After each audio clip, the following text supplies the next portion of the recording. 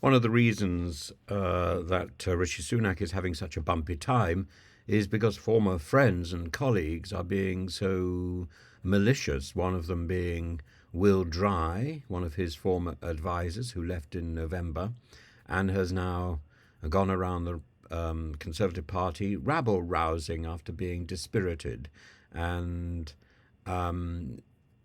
putting forward the idea that the Conservatives are heading for the most almighty of defeats. It's not the defeat which is the problem, Will. You just need to look at reality. What is the problem is precisely what you are doing and what some of the MPs on the right of the party are doing. That fermenting of disunity is the thing that will lead to the fracturing of the Conservative Party, and it will be terminal.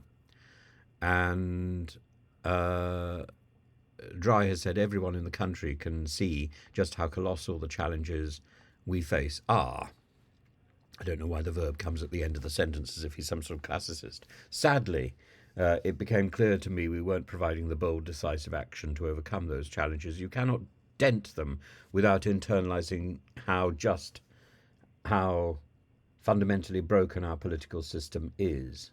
So instead of trying to fix it, he tries to break it even further. And he devised a YouGov poll commissioned by the Conservative Britain Alliance, the CBA grouping. And this is the thing that led to the claim, the claims in the Daily Telegraph, which were supposed to put the frighteners on the Conservative faithful. And he has said that I further concluded, again sorrowfully, that the Conservatives are heading for the most almighty of defeats. I agree. Be in no doubt we are on course for at least a decade of Labour rule, and if Nigel Farage comes back, the Conservative Party won't exist by Christmas. I don't think it's Nigel Farage you have to worry about. It's Richard Tice, it's Suella Braverman, it's Lee Anderson, it's Priti Patel, it's yourself. And maybe it's even David Frost, Lord Frost.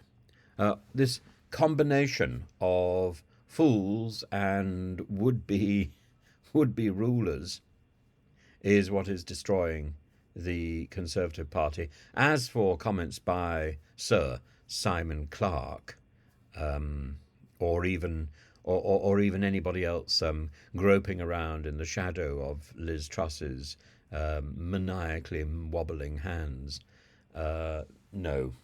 The only thing this is doing is people jumping on a bandwagon, and that's a bandwagon loaded with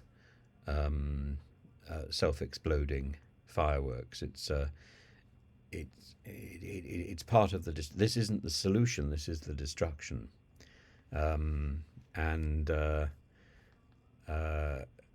Simon Clarke said that Sunak is leading the Conservatives into an election where we will be massacred. Yes, but he is ensuring that massacre occurs. He is actually ensuring the follow-up to that massacre, which will be the eradication of the Conservative Party, and therefore the destruction of a viable opposition, which is not good for any political party, not good for the Labour Party, and of course it's not good for the Conservative Party. But for a government to face a fractured opposition is bad for that government. That's one of the problems that the present Conservative Party has had, and it's certainly one of the problems that the coming Labour Party will have. It is inevitable, I'm afraid, and it's disappointing that the Conservative Party can't get their act together so that they can be a good and effective